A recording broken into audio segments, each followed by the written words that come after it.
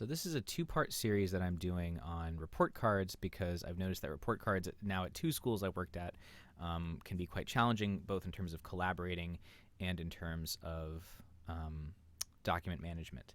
So this tutorial specifically is aimed at people who are departmentalized in their team. So for instance, last year I had a homeroom of about 20 or so kids, but I taught the entire fourth grade, which was like 65 students. Over the course of the day. And then at the end of the semester, when we did report cards, we were expected to write a comment for every single subject, like a suggestion to give parents to take home. And your structure might be different, but I know you can use this spreadsheet and modify it to meet your needs. But it's really good for departmentalized teams because I didn't know anything about my students' math or reading comments. I only knew about their writing comments. So we came up with a bunch of solutions. Like you could create a Google Doc where, you know, it's just like a word processing doc, and you could enter in data there and share it with your teammates. But that takes a long time and it's kind of messy. You could also give your password to other teachers, but that takes a long time to log into each homeroom and enter in your comments.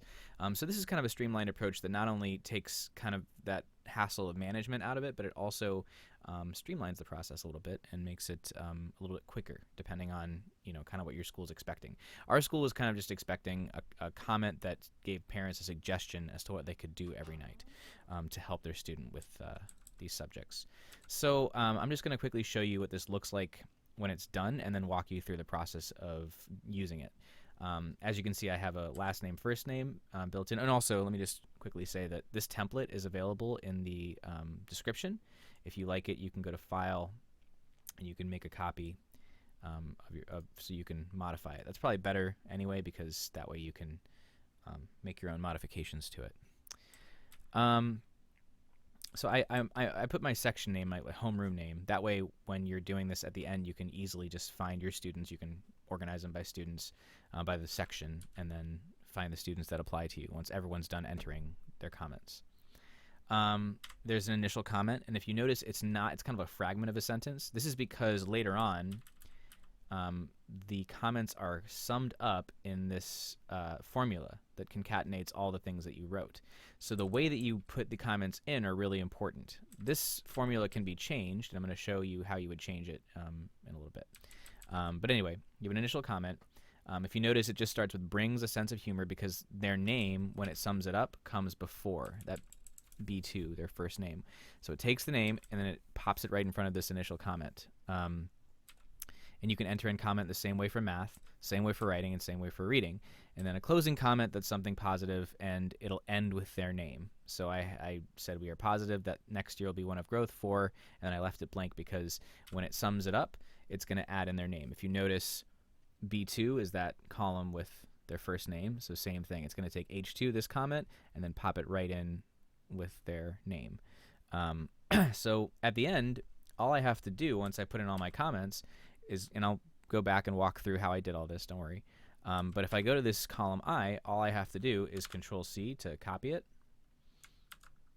and then go to my report card program and do Control-V. And if you notice, this paragraph that comes out is really natural. It looks like one person wrote it.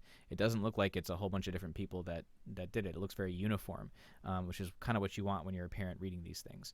And I realize that some report card comments, there's a little more detail needed. I have another video coming for some more advanced stuff, but this is just the basic idea. And you can change this, and I'll show you how to change it too.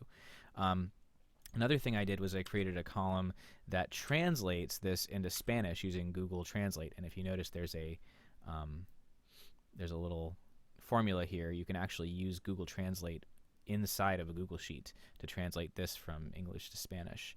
And then in this column, I did another concatenate where I basically took the English comment, added a couple line breaks, and then put the Spanish comment, so it puts it all into one box. So really, once everyone was done typing in their comments, all I had to do was scroll to the right to line it up and just go down the list of my students and do a copy, and then go to my software and pop in whatever I copied, which was the English, that very natural English paragraph that was created, and then the Spanish translation. Now, your school might not be okay with using Google Translate. It's not the best ever, but ours was kind of okay because we didn't have a full-time translator, so we just kind of made it work.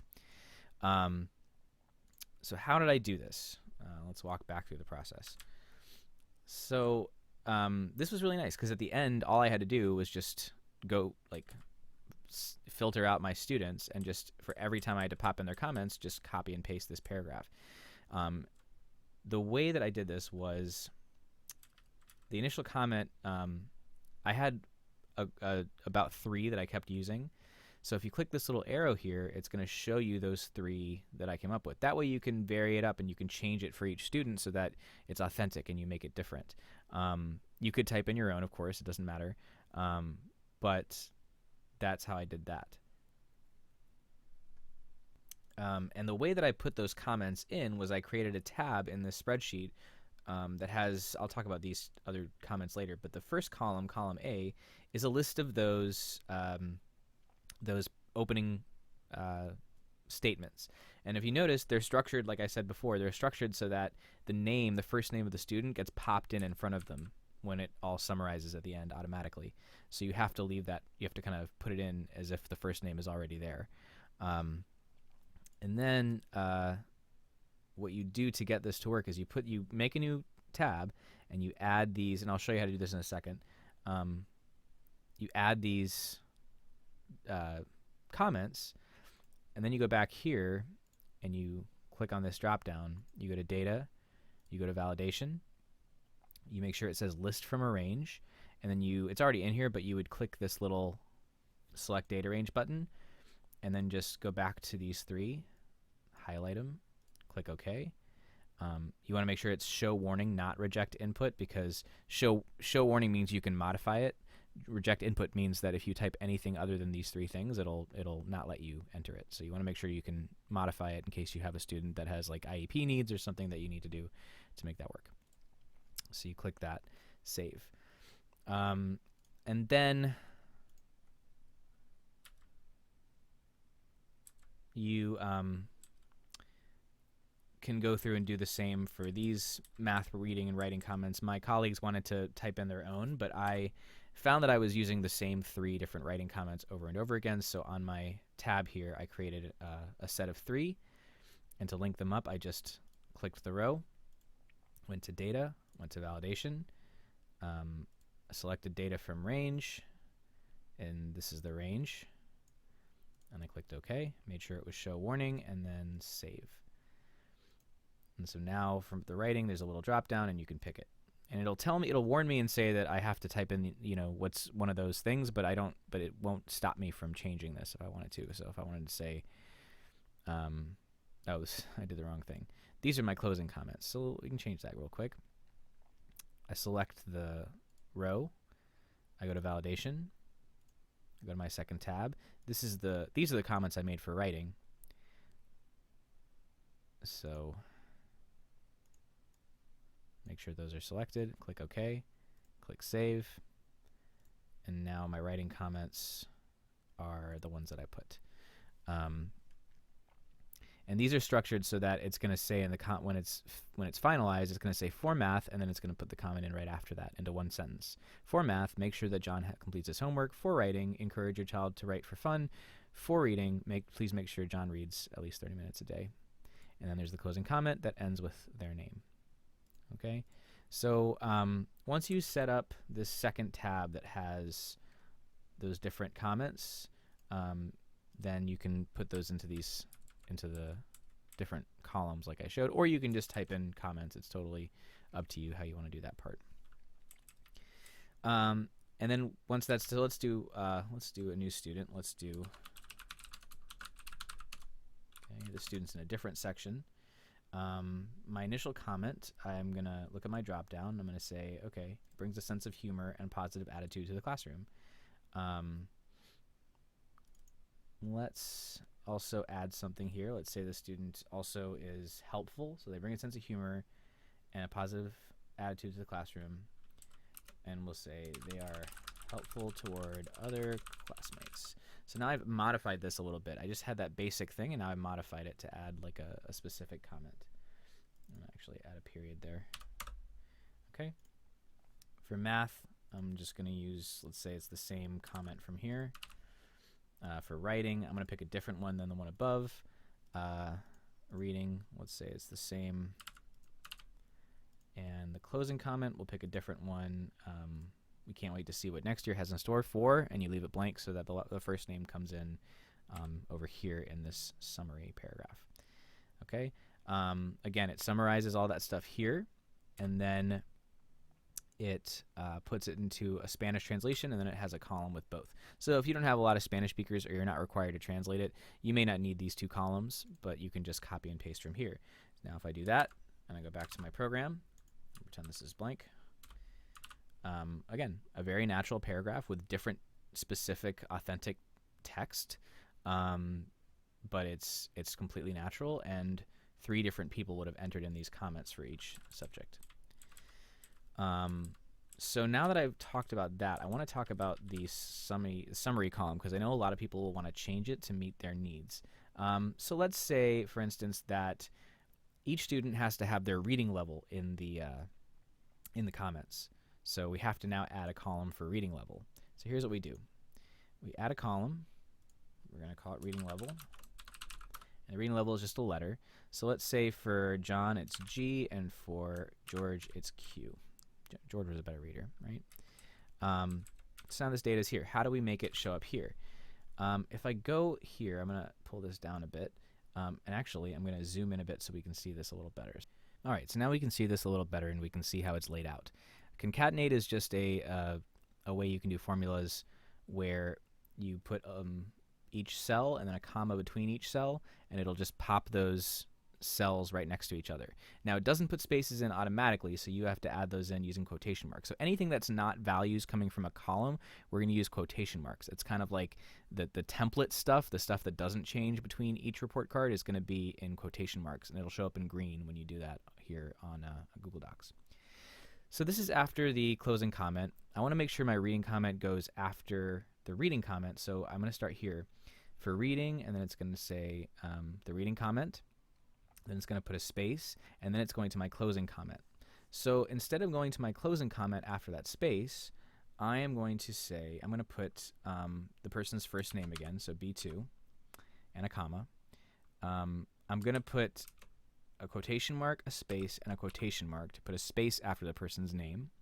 And then I'm going to, actually, I'm not going to do that. I'm going to add, I'm going to put a quotation mark, a space, and then I'm going to say is reading at a level, and then a space, and then a quotation mark, and then another comma, and then I'm going to put our reading level column, which was H, cell 2 for this particular student, and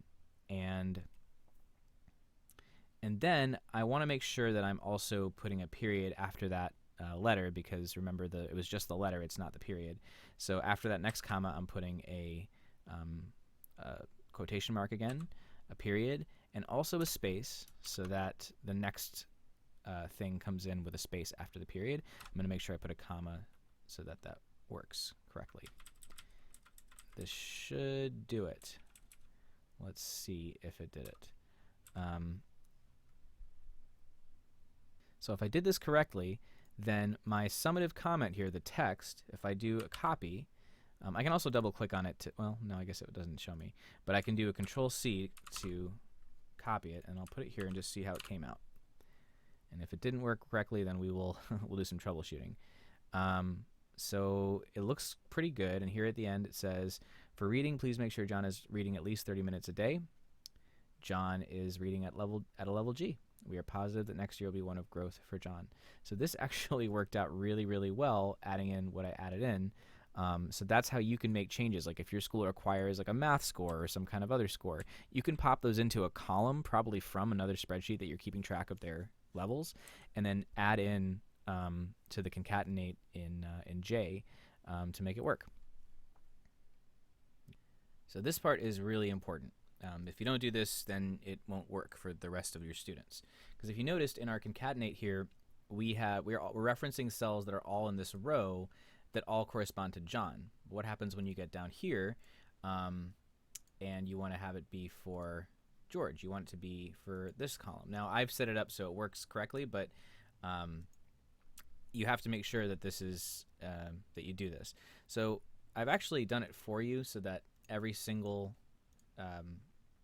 thing on the sheet is corresponds to the row. But in case it doesn't, or in case you mess it up somehow, all you have to do is go to that first one where you did it correctly. Like actually, for instance, this is a good example because these other ones don't, at least from this point forward, don't include the reading level piece that we added here, this part. So the way that you do that is you find one where you did it correctly, and you go to the bottom right-hand corner of the cell. There's a little plus sign. You click and drag down, down, down until you get all the students, and then let go. And if you notice, that adds it in for every single one, our new piece. So if you make changes to it, make sure that you, changes to J2, make sure that you drag it down so it copies in so that it's the correct data for the right students. Anyway, and so basically what this means is you can share this spreadsheet with your team. Everyone can enter their comments in the format that we've set up here. You can then decide as a team how you want this concatenation to look. I don't know if concatenation is a word, but I'm going to go with it. And then it's pretty easy from that point forward. You just enter in your comments, and when you're ready to put the comments into your report card, you just go to this cell or to this cell, depending on if you wanted the translation. Do a copy and paste, and it should work. Let me know if you have any questions, if anything wasn't clear, or if I was going too fast, and I can clarify. Thank you very much.